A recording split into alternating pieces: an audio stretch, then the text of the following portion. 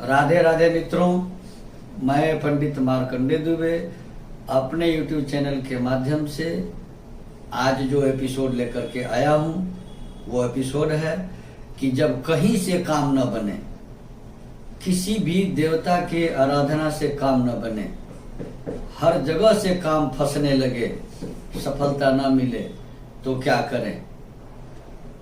मेरा YouTube channel astro tips इस तरह के तमाम एपिसोड्स अपलोड कर चुका है और ये उन सब में सुंदर एपिसोड है। बिना खर्च के महादेव को कौन सी 3 चीजें अर्पित करें जिससे आपके बिगड़ते काम बनने लगे। बाबा भोलेनाथ को आशुतोष कहा गया है। आशु मतलब शीघ्र यानी जल्दी, अतोष मने जो प्रसन्न हो जाए, संतुष्ट हो जाए, खुश हो जाए। तो जो जल्दी प्रसन्न होते हैं उन्हें आशुतोष यानी शिव कहते हैं।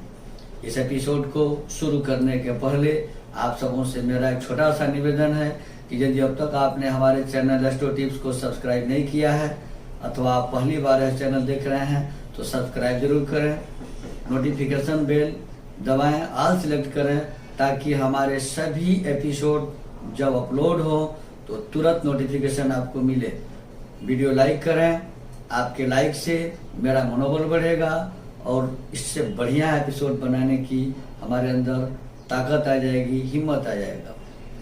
अपने मित्रों को शेयर करें ताकि हो सकता है कि इस एपिसोड के माध्यम से उन्हें भी लाभ हो सके।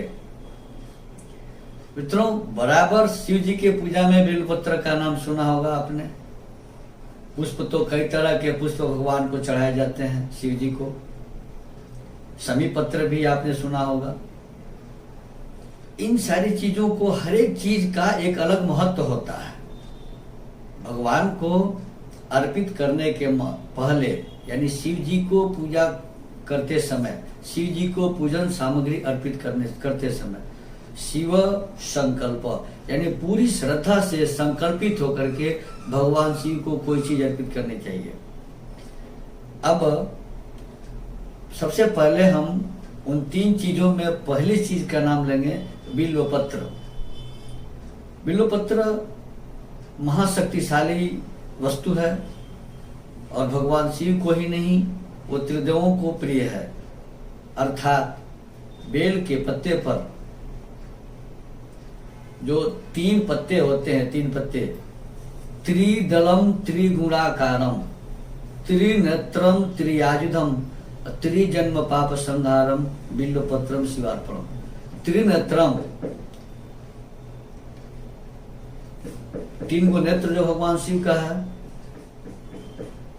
त्रिदलम त्रिगुणाकारम, तीनों जो पत्ते हैं बेलपत्र के वो 3 गुण हैं, सतोगुण, रजोगुण और तमोगुण। सतोगुण विष्णु, रजोगुण ब्रह्मा और तमोगुण भगवान शिव। तो 3 गुण वहीं पर है। त्रिदलम त्रिगुणाकारम, 3 पत्ते 3 गुण से समाहित हैं।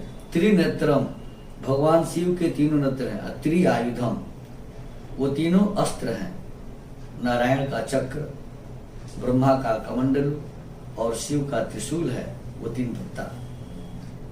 त्रिजन्म पाप संहारम, 3 जन्मों का पाप बिल्वपत्र अगर भगवान शिव को एक बिल्वपत्र श्रद्धा के साथ चढ़ाया जाए तो 3 जन्मों का पाप संहार कर देता है यानी नष्ट कर देता है।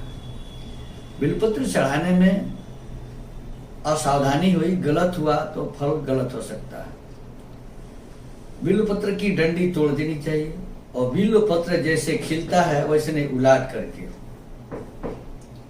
बिल्वपत्रम अधोमुखम, उसका एक पत्ता ऊपर रहता है उसको नीचे कर देना है, 2 पत्ते ऊपर कर देना है और जैसे खिलता है उसको उल्टे करना है। इस तरह से बिल्वपत्र चढ़ाएं। अब जो परेशानी होती है, मुख्यतः 3 ग्रह ज्यादा कार्यों में बाधा पहुंचाते हैं। शनिदेव कार्य की गति को मार देते हैं, बैलगाड़ी का गति दे देते हैं और काम अटकने लगता है, समय पर नहीं होता है।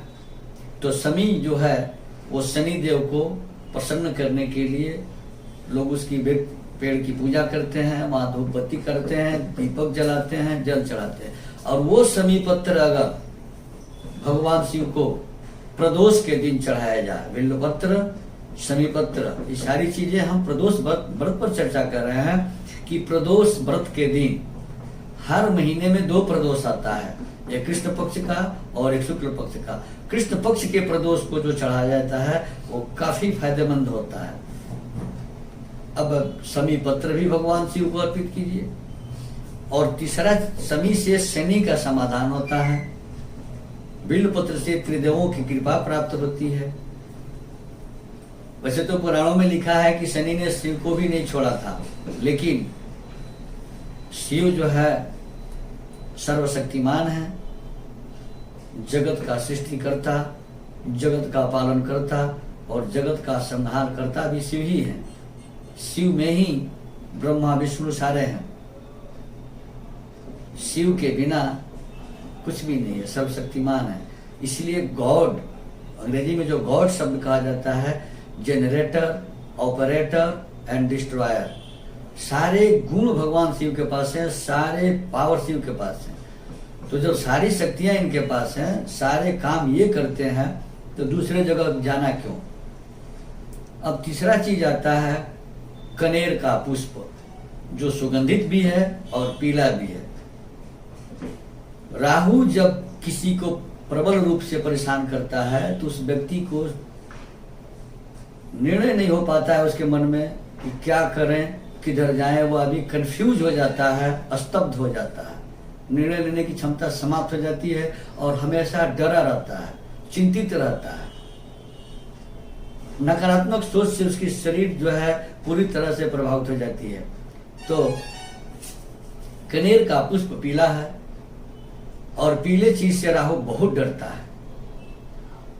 अगर ये कनेर का पुष्प ही प्रदोष के दिन भगवान शिव को अर्पित किया जाए, यानी बिल्वपत्र, शमीपत्र और कनेर का पुष्प लगातार हर प्रदोष में चढ़ाया गया, कृष्ण पक्ष के प्रदोष में, तो जो काम कहीं से नहीं हो रहा था, कोई जब तब पूजा पाठ करने से नहीं हो रहा था, वो भगवान शिव को बिल्वपत्र, शमीपत्र और कनेर का फूल, पीला फूल चढ़ाने से पूरा हो सकता है। 3 महीना होते होते उस काम के होने की सूचना या उसका आभास आपको होने लगेगा कि यह काम अब हमारा हो जाएगा। इसे करना तो और है, लेकिन कम से कम 3 में ही आपको आभास हो जाएगा। इसे और अधिक कर सकते हैं। तो मित्रों, भगवान शिव को प्रदोष के दिन, जिस दिन प्रदोष व्रत होता है कृष्ण पक्ष का, उस दिन शमीपत्र, बिल्वपत्र और सफेद पीले कनेर का फूल भगवान शिव को अर्पित करें। मनोकामनाएं जरूर पूरी होंगी। भगवान शिव बहुत जल्दी प्रसन्न होते हैं और भक्त की इच्छाओं को पूरा करते हैं। बस साधना, समर्पण, भक्ति और लगाव बहुत जरूरी है। इसके साथ अगर ऐसा किया गया तो जो नहीं होने वाला है वो भी हो जाएगा भगवान शिव की कृपा से। बने रहे हमारे साथ इस तरह के एपिसोड के लिए। हमारे यहाँ धर्म, पर्व, त्योहार और ज्योतिष तथा वास्तु से संबंधित एपिसोड बनाए जाते हैं। हमारे यहाँ कुंडली बनाई जाती है, वास्तु विजिट किया जाता है। वाराणसी के पंडितों के द्वारा यज्ञ अनुष्ठान और पूजा पाठ आदि करवाए जाते हैं। हमारे यहाँ सभी प्रकार के रत्न रुद्राक्ष प्रमाण पत्र यानी सर्टिफिकेट के साथ उपलब्ध हैं। जिनकी निसज्जन को इसकी आवश्यकता हो, स्क्रॉल पर दिए गए नंबर से संपर्क कर इन सुविधाओं का लाभ ले सकते हैं। धन्यवाद। राधे राधे।